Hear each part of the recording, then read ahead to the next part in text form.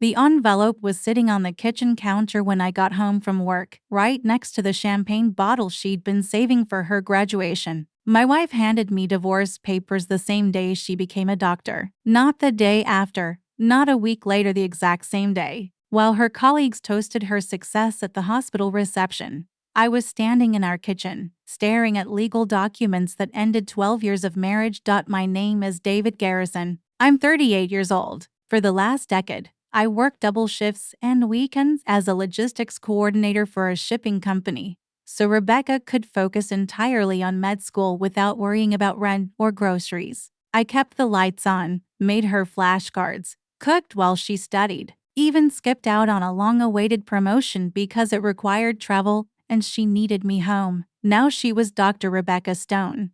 Funny she'd already changed her name on the paperwork. I guess I should have seen that as a hint. I didn't say a word when she slid the papers toward me. I remember the way she twisted the stem of her champagne glass between her fingers, nervous, but not remorseful. Her voice was even. This has nothing to do with you as a person, David.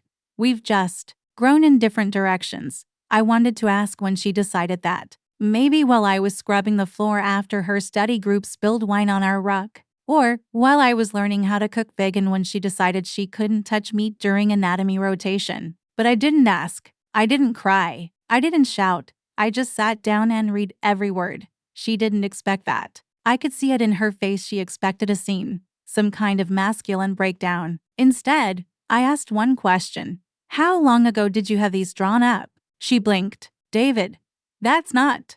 How long? A beat. Then she admitted, for months ago. So before the hospital placement, before her white coat ceremony, before she told me she couldn't make our anniversary dinner because she was on call, for months, which meant every time I kissed her goodbye in the morning or picked up takeout because she was too tired to cook, she was already planning her escape. I signed the papers without reading them again, not because I didn't care, because I understood something in that moment. The woman standing across from me was no longer my wife. She was a professional version of someone I used to love. A new title, a new life, a carefully timed exit.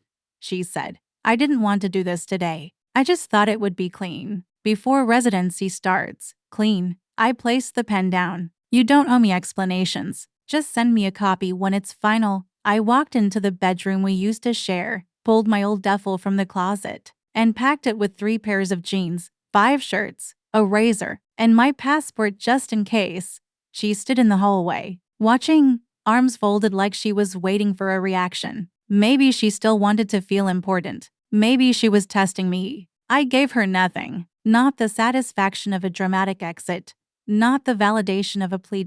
As I zipped the bag, I said, I'll forward you the change of address. No goodbye kiss. No lingering glances. No begging her to stay. She was already gone, long before I walked in that door. I left the champagne uncorked on the counter, let her toast herself. The thing about betrayal is that it rarely happens all at once. It creeps in like fog, soft, slow, and almost invisible until you're surrounded by it. In the weeks that followed, I kept replaying the past year. Every conversation, every shift in tone, every little omission I'd brushed off as stress. 6 months ago, she stopped holding my hand in public, said she didn't like PTA anymore. 3 months ago, she told me not to visit her at the hospital because it made things complicated. A month ago, she started sleeping with her back to me, earbuds in. Her body turned away like I was just another piece of furniture. I wanted to believe she was overwhelmed. Med school was brutal. Residency would be worse. I thought if I just held on through the storm,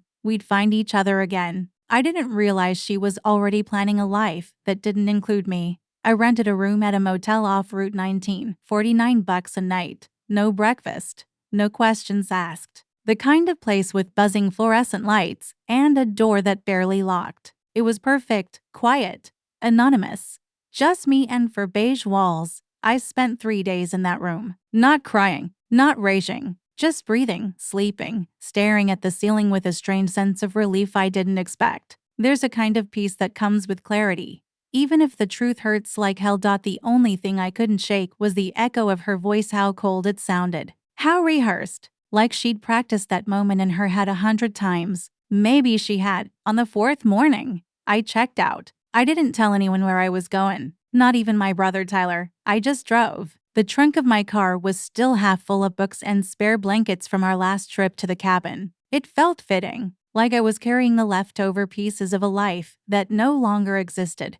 When I got back to the house, Rebecca was in the kitchen, pouring coffee like it was any other morning. She didn't ask where I'd been. She didn't offer to talk. She just said, "We should figure out a visitation schedule for the house." I blinked. The house doesn't need visitation. I don't want it, that through her. But we picked it together. You helped renovate the back deck. And you had the divorce drafted during the renovation. I shook my head. Keep it.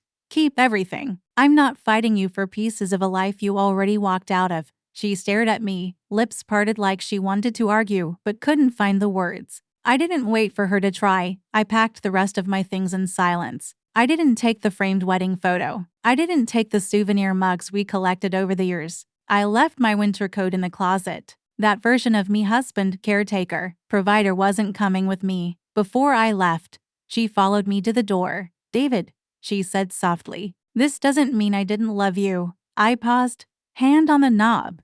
"You loved the idea of me," I said. "The version that supported you, made your life easier. I don't think you ever loved the parts that needed something back." I opened the door and stepped out. She didn't follow. There was no dramatic goodbye, no tears. Just a man walking away from a house that used to be home, knowing he'd rather have nothing than be tolerated in someone else's success story. It's strange how quiet freedom feels. I spent my first full night alone in a Seattle studio apartment with no furniture, just a mattress on the floor and a folding chair I picked up from a discount store. The window faced a brick wall, and the radiator clanged like a heartbeat. But it was mine. I'd taken the promotion I once turned down, regional logistics manager. It came with a corner office, long hours, and a team that actually listened when I spoke. Most of them didn't know I was recently divorced. Those who did never asked. I liked it that way. Somewhere along the line, Rebecca stopped calling. For a while, her name popped up on my phone texts, voicemails, even an email with the subject line, "Can we talk?" I never replied. Then, 3 years after I left, I got a call from an unknown number on a Tuesday afternoon. I let it go to voicemail, but something made me check it. Her voice hadn't changed. Still crisp, still sure of itself, but now it trembled. "David, I just wanted to say I'm sorry. I know it's been a long time. I was stupid. I made a mistake."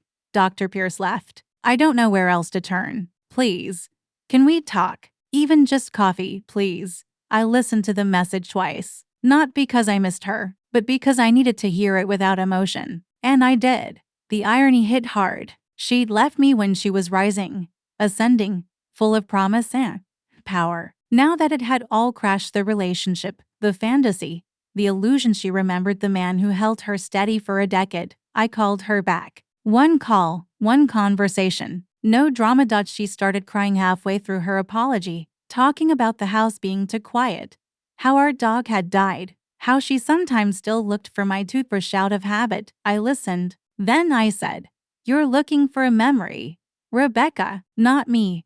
She went silent. "I'm not angry," I said, "but I'm not yours anymore. That man you left, he died the day you handed him papers beside a champagne bottle. You're really not coming back," she whispered. "No," I said, "and I hope you find peace." But I already did. I hung up. I blocked her number. Later that night, I stood at my kitchen counter, clean, quiet, and mine, and read a text she sent before the block hit. Just one sentence.